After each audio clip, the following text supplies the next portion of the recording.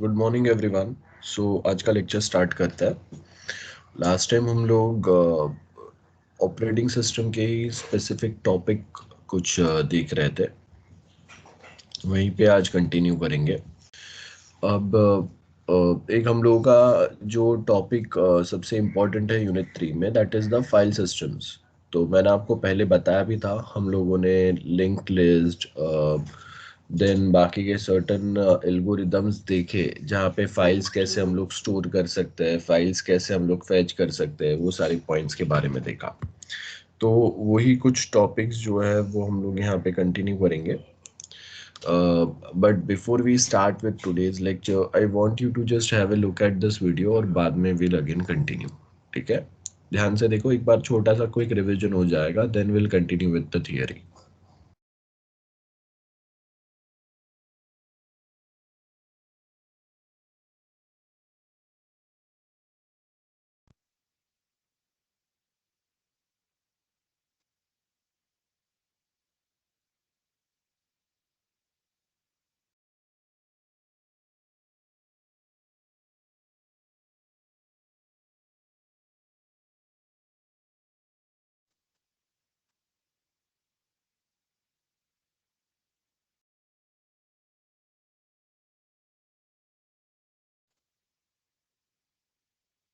Welcome to the IT free training video on Windows file systems. In this video, I will look at the 4 different file systems supported in Windows. These are REFS, NTFS, Extended FAT, and FAT32. This video will look at the features available in each one and the limitations of each. By the end of this video, you will know which file system to choose depending on what you require. The Resilient File System, or REFS, is a new generation of file system and the newest file system added to Windows. This file system aims to improve data integrity as well as reduce data corruption and downtime. Since it is a new file system, it requires Windows 8 or Windows Server 2012. REFS was designed to work with Windows storage spaces, and thus Windows storage spaces can take advantage of the new features REFS has to offer.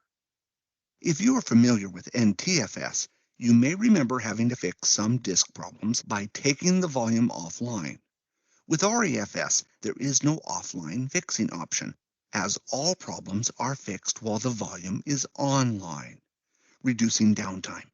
In fact, there is no check disk software for REFS, unlike what is available with other file systems. So, in summary, REFS is designed to be a highly available file system with little downtime and with little chance of data corruption. If you have worked in IT for a while, you have probably heard of features like these being added to the REFS predecessor, NTFS. For example, the self-healing feature. The point to remember is that although NTFS has been improved over the years, it is still a 20-year-old file system. In contrast, REFS is a modern file system built from the ground up using a modern approach. For this reason, it is much better at supporting repair features than NTFS is able to do. Before you start using REFS, there are a number of features that it does not support. Firstly, it does not support disk quotas. According to one of the Microsoft blogs, disk quotas can be managed outside the file system rather than via a feature in the file system. It is possible that disk quotas may be added to the role File Server Resource Manager later on, but this has not happened in Windows Server 2012 R2, and there is no guarantee that Microsoft will add this functionality. The next missing feature is file and folder compressions and encryptions. If you use either of these features, you will need to stay with NTFS. The next missing feature is called hard links. Hard links allows a feature called data deduplication. Data deduplication is when you have 2 or more identical files on the same drive using the same space. This increases the amount of data that can be stored, as identical files are not being duplicated multiple times. The OS drive heavily uses hard links, for example, in the side-by-side store. This may be why REFS cannot be used for booting the OS, since the OS heavily uses this feature. On the technical side, REFS is missing the features named streams and object IDs. Named streams were added to Windows to make it more compatible with other file systems. However, only a small amount of software on Windows does make use of them. Object IDs allow a file to be given a unique value. When the file is used, Windows can use this unique number to work out where the file was from originally. Indexing software may use this functionality. Some additional features are missing from REFS that are more legacy features. First, extended attributes are not supported. The basic attributes of read-only, hidden, and archive are still supported. However, the attribute system is not. Software can add additional attributes using NTFS. However, they are generally not used that much in Windows as compared with some alternate operating systems. If you are using software that requires extended attributes, you will need to use NTFS. REFS no longer has support for 8.3 file names from the MS-DOS days. Long file names were first introduced in Windows 95 to offer an alternative to short file names. If you have software that requires short file names, that software is extremely old. If this is the case, I would consider running the software in a virtual machine or upgrading the software. The last point that I want to raise is software support. REFS uses a lot of the same APIs as NTFS, so most software should work fine, but you should check the software to make sure it works with REFS. For example, SQL Server has limited REFS support. I refer to it as limited as it will still run. However, some features do not work with REFS. One such important feature is a low-level SQL Server utility that many administrators use to repair problems with a SQL database. If you are planning on running SQL Server, for the moment at least, I would recommend running NTFS. REFS was designed to be compatible with the majority of NTFS features, so most software should work with REFS. However, it is worth checking or testing the software to ensure that it will work. Lastly, there is no software available in Windows to convert an NTFS volume to an REFS volume or REFS to NTFS. If you want to change the file system on a volume, you will need to back up the data, reformat the volume, and then copy the data back onto the volume. To have a closer look at REFS, I will open Windows Explorer and right-click on a hard disk in this system that has not yet been formatted and select the Format option. To format the disk with REFS, it is just a matter of selecting the option REFS. If you are using a client operating system like Windows 8.1, this option will not be present. Microsoft assumes that if you are using REFS, it will be on a server operating system. Windows 8 and above will be able to read REFS volumes, but they will not be able to create them. In order to format a drive with REFS on Windows 8 and above, you will need to enable the option in the operating system, which can be done by adding a key to the registry. See the description of this video on how to perform this. Once the format is complete, I will open the newly created volume and create a file on the volume. Once the file is created, I will right-click the file and open the properties for the file. Notice in the properties for the file the three standard attributes: read-only, hidden, and archive. To compare this with NTFS, I will open the properties for a file on the C drive.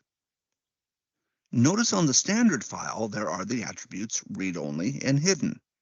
If I press the Advanced button, there are additional attributes available. The tick box, File is ready for archiving, is effectively the archive option. The next tick box down, Allow this file to have contents indexed in addition to file properties. If this option is ticked, the indexing software on Windows will read the contents of the file and index it based on the keywords in the file. This allows searches to be returned based on the contents of the file, not just the file name. At the bottom, notice the options for compression and encryption. Both of these are not available in REFS. You can see that REFS looks much the same as NTFS from a user's perspective, with some missing features. There are also some improved scalability options available in REFS, but I will go through them later in the video when I compare all the file systems. The next file system that I will look at is the New Technology file system, otherwise known as NTFS. This was first introduced in 1993 with Windows NT. Since then, new versions have been released, with the latest version being 3.1, released in 2001. Additional features like self-healing have been added in Windows Vista that did not require a new version of the file system, and thus NTFS has been improved and expanded since it was first implemented. NTFS introduces the following features that were not present in a Windows file system before this. First is a transaction log file system. This means before a change is made, it is first stored in a log file. Once the change is made, the log is updated to reflect the change was successful. This means that if there was a system crash while the volume is being updated, Windows can detect that the last change was not successful and reverse the changes. Transaction logs are essential to ensure that there is no data corruption during drive crashes or power outages. The next important feature that is added to NTFS is security. Before NTFS, security was not available in Windows. NTFS allows security to be applied to the file and folder level and supports users and groups. Also, NTFS supports compression and encryption. Since REFS currently does not support compression or encryption, effectively, NTFS is the only file system supported by Windows that supports these features. NTFS is the default file system used in Windows, and unless you have a good reason not to, you should use this file system for your operating system. The next file system that I will look at is FAT. FAT, or File Allocation Table, has been around since the 70s. There are a number of different implementations of FAT, but in particular, Windows uses two types. The first one is FAT32. FAT32 is a simple file system and thus does not have modern features like security, compression, or encryption. It also does not have modern features like self-healing and transaction logging like NTFS and REFS have.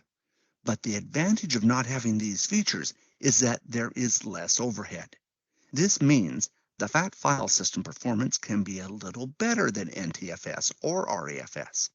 However, this is done at the expense of the resilience of the file system and can increase the chance of data corruption. The advantage of FAT32 is that it is compatible with everything. A hard drive formatted with FAT32 can be read in just about any operating system, including alternate operating systems like Linux. For this reason, it is often used with removable media. Nowadays, with household devices like TVs supporting USB removable media, you want a file system on your removable media that anything can read, and FAT32 is the best candidate for this. The last file system that I will look at is Extended FAT. This file system is a Microsoft file system. If the truth be known, Microsoft developed the FAT32 file system by expanding on older standards. But the difference is that the Extended FAT file system is a proprietary and patented file system. Essentially, this means that if the file system is to be used in devices like a camera or TVs, the company must pay Microsoft a fee. This makes it difficult to implement in open source operating systems like Linux. In Windows, however, it is supported in Windows XP and above, although a Windows update may need to be applied first in order to read the file system. The file system itself has been optimized for flash drives and thus not developed primarily to replace file systems like NTFS for hard disks. Extended FAT, even though it has the name FAT, is more a redesign of FAT rather than adding features to an existing FAT file system like FAT32 was. For this reason, it offers better performance on larger hard disks than FAT32 does. If you are worried about compatibility, it is best to use FAT32, even though support for extended FAT has improved. When considering which file system to use, it is best to consider the limits of each file system as shown here. FAT32 offers the most compatibility with other operating systems, including alternative operating systems. This makes it a good choice for removable media. The biggest limitation is that the max volume size is 2 terabytes. With storage only getting larger, this limits the future of the file system. Also notice the biggest file size is 4 gigabytes. For general users and sharing files on removable media, this should be enough. However, if you start working with very large high-definition video files or very large databases, you may reach this limit and need a different file system. All the rest of the file systems have very large single file sizes and large maximum volume sizes, with the smallest being 127 petabytes, followed by 16 exabytes. If you consider the following, after a terabyte is petabyte, then exabyte, followed by a zettabyte. So the smallest value would be over 100,000 terabytes. So you can imagine this is quite large by today's standards. So essentially, REFS, NTFS, and extended FAT have plenty of room to grow. For the file names, all 4 file systems support 255 character file names. One point to note that when REFS was first developed, the file name was 32 kilobytes per file. When Windows was released to manufacturing, this was dropped to 255 characters. This was most likely to improve compatibility with NTFS and also the Windows File System API. So in some references, you may see this value listed as 32 kilobytes. In most cases, the decision of which file system to use will come down to how much compatibility you want with other operating systems and which features you want. The most important being security features, compression, and encryption, which will ultimately determine the choice of which file system you want. If I now open Windows Explorer, I have placed a USB key in the computer. If I click the USB key and select the Format option, it will allow me to format the USB key. Notice that the default option is FAT32. When you perform a format, Windows will automatically choose the file system that it thinks is the most appropriate. FAT32 was chosen due to its compatibility with other systems, and it works best with small volumes. Notice that when I select the pull-down, I can format the USB key with any file system that I want. It is just a matter of selecting it. If the file system is not available, it will not be displayed. For example, on Windows 8 computers, REFS must first be enabled before it will appear in the pull-down menu. You can see how easy it is to perform a format of a drive. The tough decision is which file system to use, but I hope this video has helped you make the appropriate decision. Thanks for watching this video from IT Free.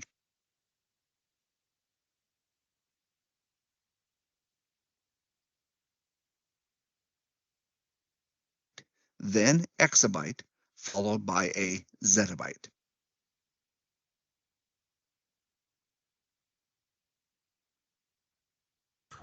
Okay so देखो मैंने यहाँ पे जो file system का 2 important tables जो थे वो यहाँ पे ऐड किया है. हम लोगों ने फाइल सिस्टम्स के बारे में डिस्कस किया था. आई होप आपको याद रहेगा. In previous lectures we were discussing कि फाइल सिस्टम मींस लैंग्वेज और mother tongue of operating system. तो उसका जो बेसिक डिफरेंस था वो अभी हम लोगों ने समझ लिया है. So if you know okay I hope you all can view this image. Visible है ना सबको image? Hello hello guys No, hello. sir. No, sir. Okay Image visible.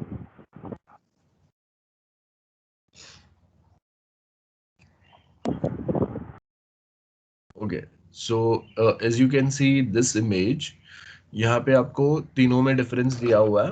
I have shared this image as well. तो आपको basically ये image जो है, you have to remember this image. बराबर है, एमसीक्यूज के लिए काम में आ सकता है, और directly if you want to write a theory answer उसके लिए काम में आ सकता है.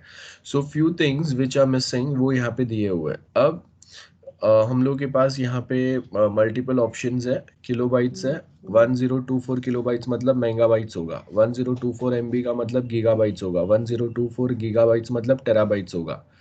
फिर टेराबाइट्स के ऊपर क्या आएगा, पेटाबाइट्स आएगा. 1024 टेराबाइट्स मतलब पेटाबाइट होगा, एंड 1024 पेटाबाइट्स मतलब एक्साबाइट होगा, एंड 1024 एक्साबाइट मतलब जेटाबाइट होगा. सो योटाबाइट भी आता है, बट ये हम लोगों ने यहाँ पे लिया नहीं है. सो दिस इज द पैटर्न जो आपको याद रखना है. ये सीक्वेंस याद रखना है. This is very important. तो अगर एमसीक्यूज में भी अगर ये सीक्वेंस आता है, you should be able to answer it. किसके बाद क्या आएगा? तो टेराबाइट तक तो याद है हम लोगों को. तो टेराबाइट के बाद क्या आएगा? पेटा आएगा, एक्स आएगा और जेटा आएगा. ठीक है, ये याद रखना है. सो यूनिट 3 में कुछ चीज़ें मैंने आपको पढ़ा दिया, और कुछ जो बाकी थे वो अभी मैं आपको यहाँ पे बता रहा हूँ. वी सब sorry, we suppose to answer those things. और कहीं पे अगर कुछ डाउट है, you can ask me. We are about to finish with this unit 3 file system वाला, जिसमें हम लोगों ने एल्गोरिदम्स किए, बहुत सारे एल्गोरिदम्स किए जो आपको काम के हैं. आई मीन आगे अगर हम लोग कहीं पे अगर आगे की कोई कोर्स अगर देखेंगे तो वहाँ पे आपको जो पॉइंट्स काम के हैं ना, वो मैंने आपको यहाँ पे बताया in detail. Okay. So first of all, ये जो वीडियो आज हम लोगों ने देखा है, ये वीडियो मैं लिंक शेयर कर रहा हूँ. This is going to be part of your syllabus. So जो हम लोग यूनिट 3 में पढ़ रहे थे उसके साथ में ये वीडियो आप रिवाइज करो. इसके अंदर जो जो पॉइंट्स दिए थे, you can just take out a screenshot, जैसे मैंने अभी स्क्रीनशॉट लिया, एंड वो आपको अपने नोट्स में साथ में ऐड करना है. ये on record I am saying कि this has to be there with you. ठीक है, और उसके साथ में नेक्स्ट जो आएगा, दैट इज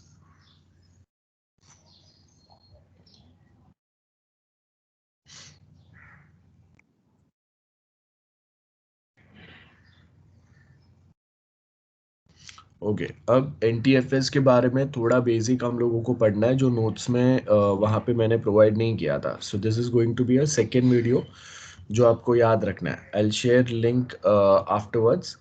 अभी के लिए वो वीडियो देख लो.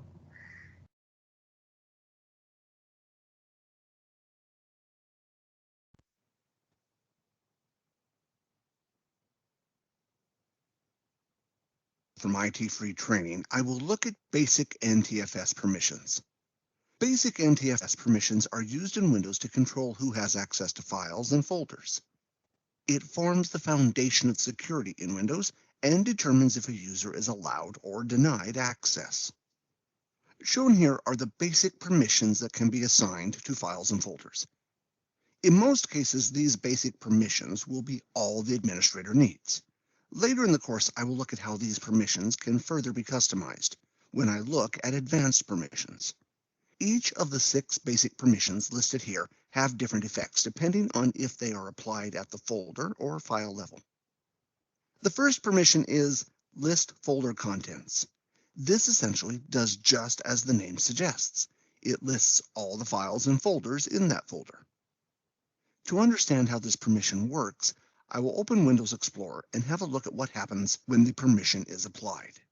In this folder, I have created a folder called NTFS Demo. If I attempt to open this folder, notice that I get an error message saying that I do not have access to this folder.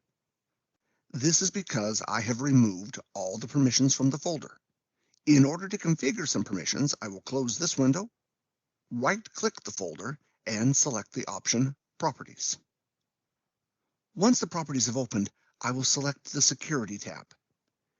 You can see at the top of the screen no users or groups have been added to the permissions for this folder. To add some, I will press the Edit button. Next, I will press the Add button to add a user or group. In this case, I will enter in everyone, which is what is referred to as a special identity. Special identities have special properties. As the name suggests, in this case, the special identity everyone refers to all users.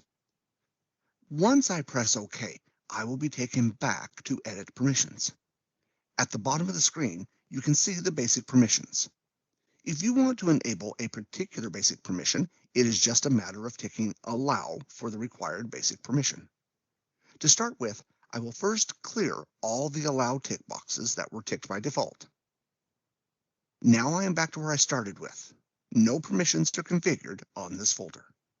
To start with, I will tick Allow for List Folder Contents. Once ticked, I will press Apply to commit the change. If I now go back to Windows Explorer, notice that I can now open the folder NTFS Demo, which I could not do before. Now that the folder has been opened, I can see all the files and folders in that folder. I have two files in this folder. The first file is an application called Bad App. This is a free application that you can download from the internet free of charge, which is good for demonstrating poor application behavior like crashes. If I double-click the application to run it, notice that I get an error message saying that I do not have access to the file. Even though I have enough access to see that the file exists, I do not have enough access to execute the application. If I go back to Windows Explorer, there is also a document that I have placed in the folder. If I attempt to open this document, I will also get an error message stating access was denied. If I close this error message, in the folder, I also have a subfolder. If I open this folder, this contains the same files as the previous folder. If I attempt to open the document and run the application, like before, I will be denied access to open the document and run the application. You can see how the permission list folder contents works. It allows files and subfolders to be seen, but does not allow reading of the files or execution of applications. I will now go back to Windows Explorer and go back to the parent folder and have a look at the next basic permission. The next permission that I will look at is the read permission. The read permission, as the name suggests, allows a file to be read. However, it does not allow execution of an application. I will now go back to Windows Explorer and have a look at how the read permission works. If I select the permissions for the NTFS demo folder, I will clear the permission List Folder Contents and then tick the permission for Read. Notice that once I apply the permission and go back to the folder and attempt to run Bad App, I will get an error message. I am able to see executables, however, I am not able to run them. If I attempt to open the document, this will be allowed. The read permission essentially gives you access to read data files, but not run executables. This covers the read permission. If I now go back and look at the next permission, this is the read and execute permission. This does as it suggests. It allows files to be read and also allows execution of files. If I now go back to Windows Explorer, I will go back to the permissions for the folder and remove the read permission that I set earlier. Look at what happens when I tick the permission Read and Execute. When ticked, notice that the permissions List Folder Contents and Read are ticked as well. If I were to clear the tick box for Read permissions, notice that the Read and Execute permission is clear. When you select Read and Execute, it requires the other two permissions be on as well. If I now tick Read and Execute and apply the permissions, and then go back to the folder, I can now run Bad App without any problems. I can also open the document without any problems. So you see, this permission allows reading and executing of applications.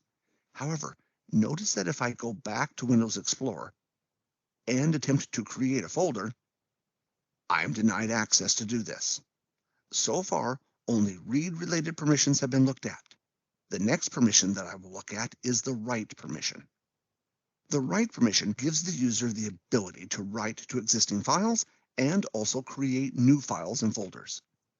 The write permission is independent of the others, so it does not give the user read permission to the file.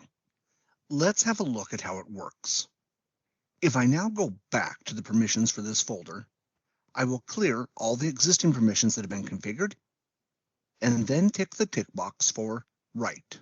So only the write permission has been set. If I now go back to Windows Explorer, notice that all the files appear to have gone. Without any read permissions configured, I cannot see what is in the folder.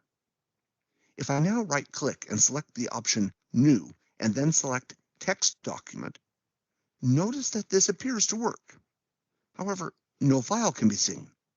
If I go back to the permissions and add the read permission, notice that, once applied, I can go back to the folder and see the file that I just created. It would seem that I have created a folder that I can write files to, but cannot see them. However, using only the write permission can cause some problems. If I now open the text document I just created, I will add some text to it. Once this is done, I will go back to the permission and remove the read permission, so the only permissions being applied are the write permission. Notice what happens if I go back to Notepad and attempt to save the file. Notepad prompts for a file name to save the file to. If I attempt to browse to the folder where the file is stored, notice that I get an error message indicating that I cannot access the folder. If I cancel this message and attempt to enter in the full name and path, the operation will fail with an error message indicating the user does not have enough access. If I cancel out of here and back to the permissions, I will add the read permission, apply it, and then go back to Windows Explorer. Notice that a file called test was created. However, when I open it, there is no data in the file. So the file started to save, but was not successful in writing any data to it. Notice also that if I attempt to delete the file, I will also get a permission denied error. This should start to show how important it is to test permissions with the applications that you are using. For example, Microsoft Word will write data to a temporary file rather than the actual file. When the file is saved, this causes files to be deleted and then recreated. This means read and write will not be enough if you are using Microsoft Word to create and update documents. However, if you are using software like Notepad, read and write is enough to create and update documents. The next permission that I will look at is the modify permission. This is the permission that administrators will generally give end users. This gives the user enough access to read, execute, and delete. If I go back to Windows Explorer, I will have a look at the modify permission. If I go into the permissions, I will first untick all the permissions that are currently set. Once these have all been cleared, I will tick the permission modify. Notice that when I tick the modify permission, all the permissions below are also ticked. So essentially, Windows is telling you that modifying permissions grants all other permissions. If I apply the permissions and then go back to Windows Explorer, notice that I can run bad app, and I can also open the document in WordPad. If I make a change to the document, I can save the document and reopen it, and the change will have been recorded. Notice the two documents that I created earlier, I can now delete. It would seem like you have all the access you could ever need. However, there is still one more access permission to cover. The last permission is full control. This permission includes all the other access and some additional permissions. These additional permissions are the ability to change permissions and take ownership. Change permissions, as the name suggests, change the permissions assigned to a file or folder. Some of you may be thinking that I've been doing that for the whole video without that permission, so how is this possible? If you are the owner of a file, you are able to change the permission of a file or folder without having this permission being assigned to you. For example, it allows the owner of a file the ability to make it read-only, but then gives themselves the ability to add write access later on. Without this, the owner would have to always leave the permissions set to full control. Otherwise, they would never be able to change the permissions without locking themselves out of the file or folder. Full control also allows the owner of the file or folder to be changed. For example, some files were copied from one user to another user. This would be a good example of when you want to change the owner of a file or folder. I will now go back to Windows Explorer and have a closer look at how full control works. If I go into the permissions for the folder, I will first clear all the permissions that have currently been set. If I now go back to the top and select Full Control, notice that all the permissions below it are ticked. Essentially, full control gives you access to everything, plus the ability to change permissions and take ownership of the object. Currently, the user logged in is the owner of the folder. For this reason, I have been able to change the permissions of the folder so far without having full control. To demonstrate a bit better how this works, I will remove all the access from the file, essentially meaning no permissions have been assigned to the file. Notice that when I press Apply, I get a message indicating that if I do this, no one will be able to access the folder and only the owner will be able to change the permissions. I will press Yes to continue, effectively removing all permissions from the file. If I now exit out of here and go back to the properties for the folder, I will next press the Advanced button. The Advanced setting allows me to view the current owner of the folder. You can see at the top that the owner of the folder is Administrators. This is how I have been able to change the permissions of the folder even though I did not have the full control permission. To show this better, I will press the Change button and then change the owner of the folder to the system user. Once I press OK, I have effectively locked the administrator out of the folder, preventing them from accessing it or changing permissions. If I now exit out of here and go back to the folder properties and press the Edit button, notice that I get an error message saying that I do not have access to view the permissions, but I can make changes. However, when I press OK and attempt to add everyone to the permissions, I am able to add everyone to the list of permissions. However, when I press OK to commit the change, notice that I get an error message telling me that access was denied. So it seems like I am stuck and will not be able to get access to the folder anymore. But there is a way around this. If I now go back to the properties of the file and press the Advanced button, notice at the top of the screen, since I have no access at all, that the owner of the file cannot be displayed. When this occurs, there is a back door in order to get access again. Any user that is an administrator has an additional right assigned to them. This right allows them to change the owner of a file or folder even without having any access. Since I am logged in as an administrator, if I now press Change, I will be able to change the owner of the folder. For the owner, I will enter in Administrators, which is a built-in group that contains all the local and domain administrators. Once I press OK and then press OK again, I will be taken back to the properties of the folder and can see that the owner of the folder has been changed to the local administrators group.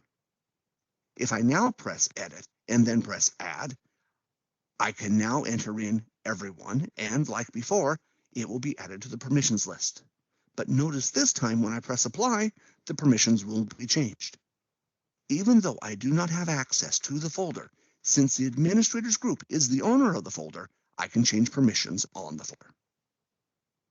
That covers it for the basic permissions for the folder level. In later videos, I will be going into more detail about how NTFS permissions work. There was a lot covered in this video, so I will perform a quick summary of the major points. One of the most commonly used permissions for users is Modify.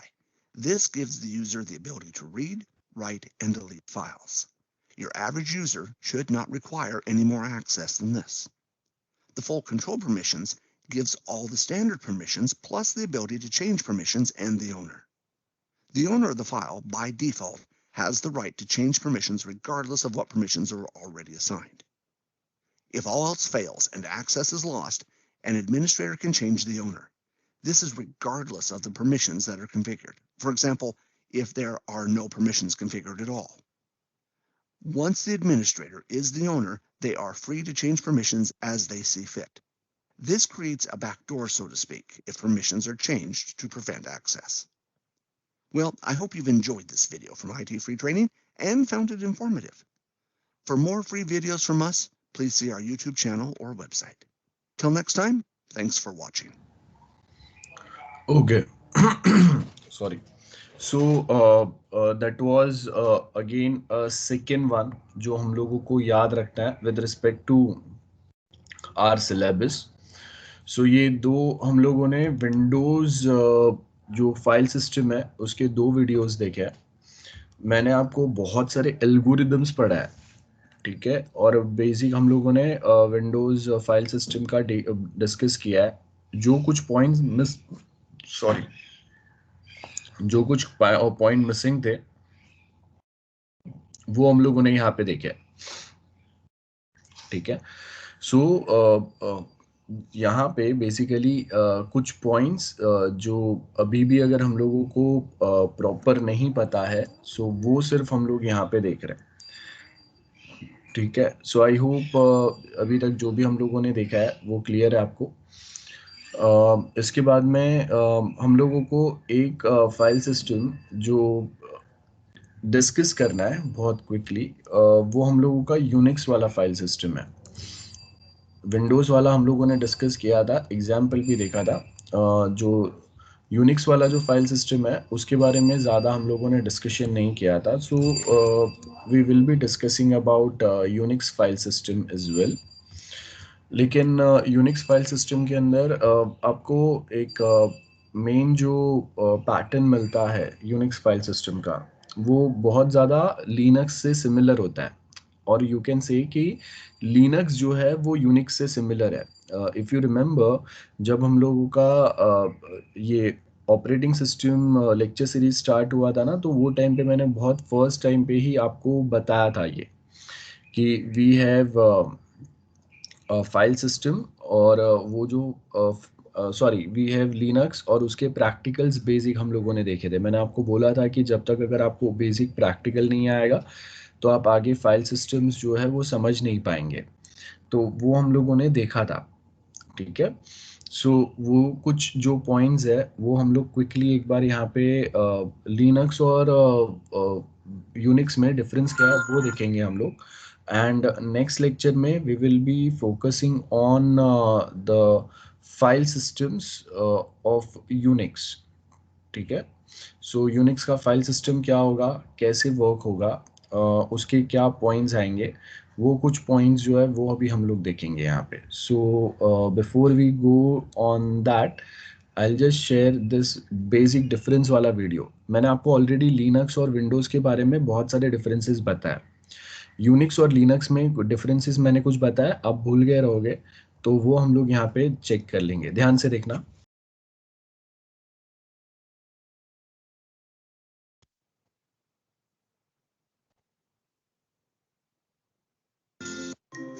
Versus Linux. What are the differences and what are the similarities? Hi all, I'm Upasana from EduReka, and in this module, we're going to make a head-to-head comparison between Unix and Linux. But before we begin, let's look at our agenda for today. So first of all, we're going to talk a little bit about what are these two OSs, what is Unix, what is Linux. Then we are going to reach the meat and potatoes of this entire module, which is Unix versus Linux. It is a head-to-head comparison between both of these OSs. Then we're going to take a little time and discuss the limitations of the both. And finally, we're going to look at the market for both of these OSs. So without much ado, let's get straight into the module. So what is Unix?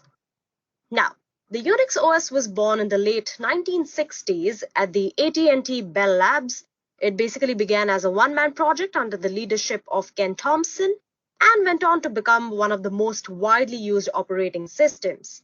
Now, it worked on command line interface, but recently there have been developments for GUI or graphical user interface on Unix systems. It is an OS which is popular in companies, universities, and big enterprises, which is commonly used in internet servers, workstations, and PCs.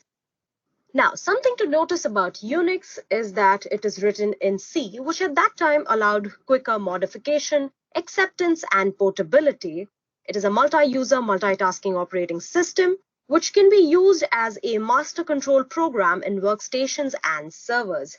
So hundreds of commercial applications are available on the Unix OS, which is why it was rapidly adopted and became the standard OS in universities in its heydays. Moving on, let's look at its counterpart, which is Linux. Now, Linux is an operating system built by Linus Torvalds in 1991. The name Linux comes from the Linux kernel. It is a software on a computer which basically enables applications and the users to access devices on the computer to perform some specific function.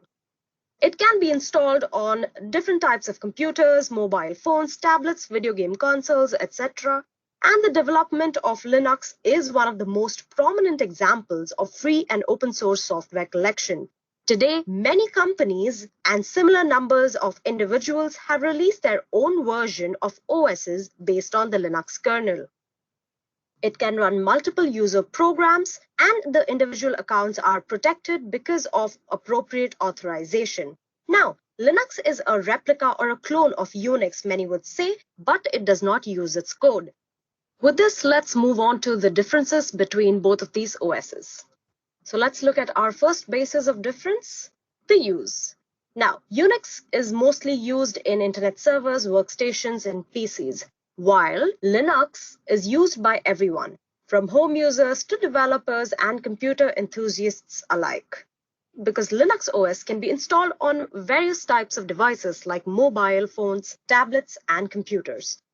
Development and distribution. Now, Unix systems have different versions, and these versions are primarily developed by the AT&T as well as other commercial vendors. While Linux, as most of us know, is open source and thousands of programmers collaborate online and contribute to its development. It features through forums, etc., and is distributed by various vendors.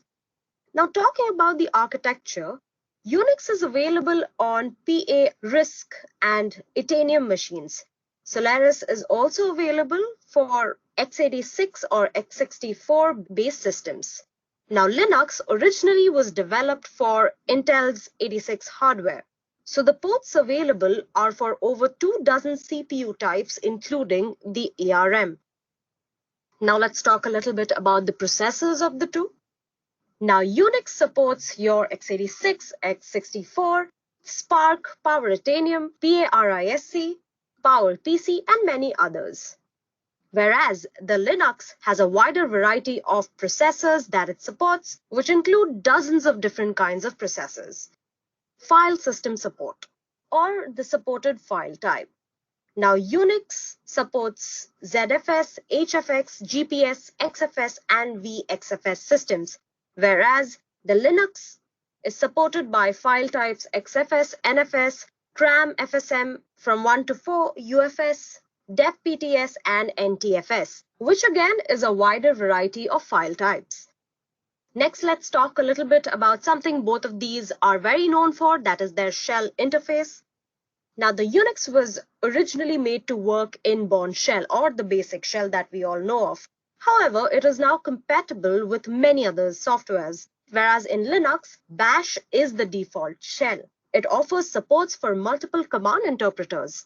Now that we've spoken about the shell interface, the next logical question is obviously about the graphical user interface. Now, the Unix has a common desktop environment and also has GNOME, whereas Linux provides two GUIs, which are the KDE and GNOME, though there are many alternatives such as Mate, XFCE, etc., which are just a few of the millions of alternatives that it has. Next, let's talk a little bit about the portability of each of these. Now, Unix is not portable, period, that's it. But Linux is portable and is booted from a USB stick, which is a big plus in the side of Linux. Now, of course, this is the next question, security, which is one of the most important features when we move to a certain OS. Now, till date, there are between 80 to 120 viruses that have been reported in Unix, whereas Linux has had about 60 to 100 viruses listed to date, which are currently not spreading. So the next most logical question is the threat detection and solution procedures. While Unix users require longer wait time to get the proper bug fixing patch, threat detection and solution is very fast in Linux because Linux is mainly community driven. So if Linux users post any kind of threat, a team of qualified developers start working to resolve this threat. Now next, let's talk a little bit about the source code. Now this must be an obvious to all of you. As we all know, the source code of Unix is not available to anyone, whereas Linux being an open source OS, the source is available to the general public. And finally, the license. This is something most of you must be waiting for. Now, in Unix, different flavors have different pricing depending upon the type of vendor, whereas Linux is freely distributed, downloaded through magazines, books, websites, etc. There are priced versions for Linux as well, but they are normally cheaper than that of Windows. Now let's discuss a few limitations of each of these OSs, starting with Unix. Shall we? Now the limitations of Unix. Firstly, it has an unfriendly, terse, and inconsistent and non-mnemonic user interface. Apart from that, the Unix OS is designed for a slow computer system, so you can't really expect a fast performance. Versions on various machines are slightly different in Unix, so it lacks consistency. And finally, Unix does not provide any assured hardware interrupt response time, so it does not really support real-time response time systems. Apart from this, the shell interface can be treacherous because a single typing mistake can destroy a lot of files. With that, let's move on to a few limitations that Linux possesses. So here are a few limitations in Linux. First of all, there is no standard edition of Linux. Secondly, Linux has a patchier support for drivers, which basically may result in the misfunctioning of the whole entire system. Many of the programs we are using for Windows will only run on Linux with the help of complicated emulators, for example, the Microsoft Office. And finally, Linux is really suitable for only corporate users. It is way harder to introduce in a home setting. Linux, for new users at least, is not as easy to use as Windows. With that, let's move on to look at a few market trends on Unix and Linux. If we look at overall usage, the Unix OS is used by 69.5% of all the major websites. It's historically leading the chart. But despite that, Linux has started to expand its market rapidly since 2018, as you can see in the graph below. The ability of Linux to easily coexist along with other operating systems and its portability give it a solid edge in the market today. But in the end, the choice is yours, Linux or Unix. Both the OSs have their own pros and cons. With that, I'm closing this session. Thank you and have a great day ahead. I hope you have enjoyed listening to this video. Please be kind enough to like it, and you can comment any of your doubts and queries, and we will reply them.